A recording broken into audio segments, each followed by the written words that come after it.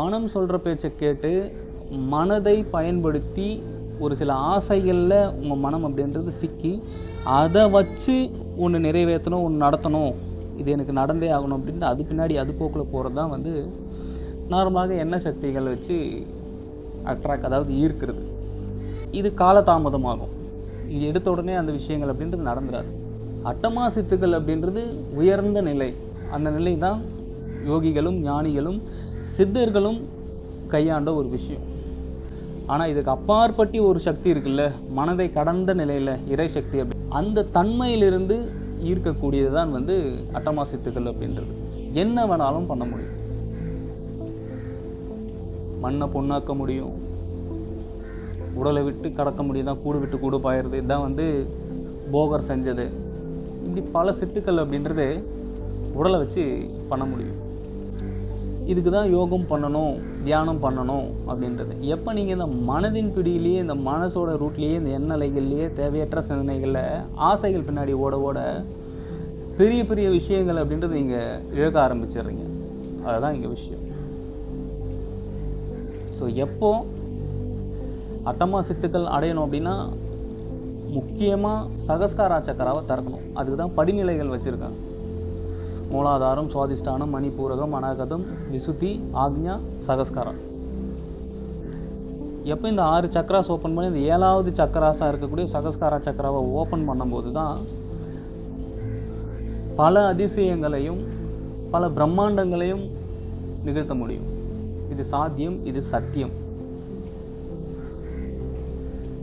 உடனே அப்போ நீங்கள் அட்டமா சித்துக்கள் அடைஞ்சிட்டிங்களா அப்படின்னு கேட்டால் அதுக்கு சிரிப்பு மட்டும்தான் பதிலாக இருக்கும். ஏன்னா அடைஞ்சமா இல்லையா அப்படின்றத உங்களுக்கு செஞ்சு காமிக்கிறதுல வந்து ஒரு பக்குவம் இல்லை. அது எங்கே பயன்படுத்தணுமோ அங்கே பயன்படுத்திட்டு போயிட்டே இருக்கும்.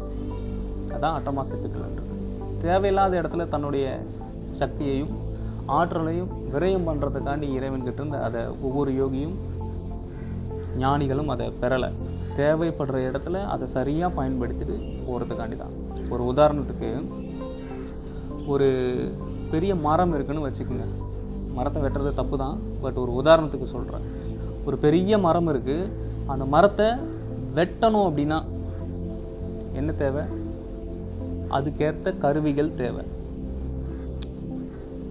இப்போ பிளேடு இருக்குது, கத்தி இருக்குது, கடப்பாரை இருக்குது, வாள் இருக்குது.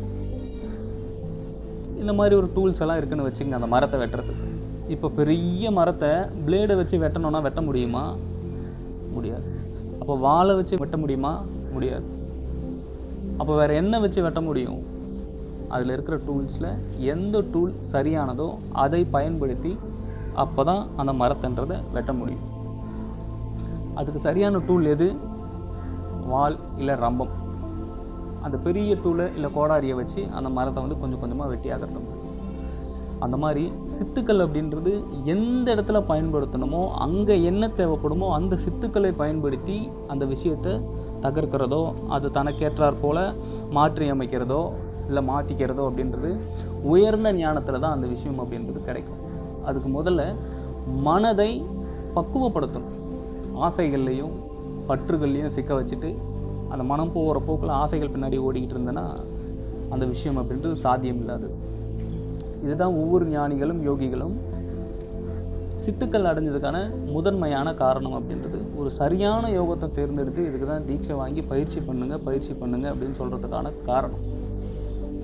ஆனால் நீங்கள் உலகத்தில் இருக்கிற சின்ன சின்ன விஷயங்களுக்காண்டி உங்களை அர்ப்பணிச்சுக்கிட்டு தேவையில்லாத விஷயங்களில் உங்களை நுழைச்சிக்கிட்டு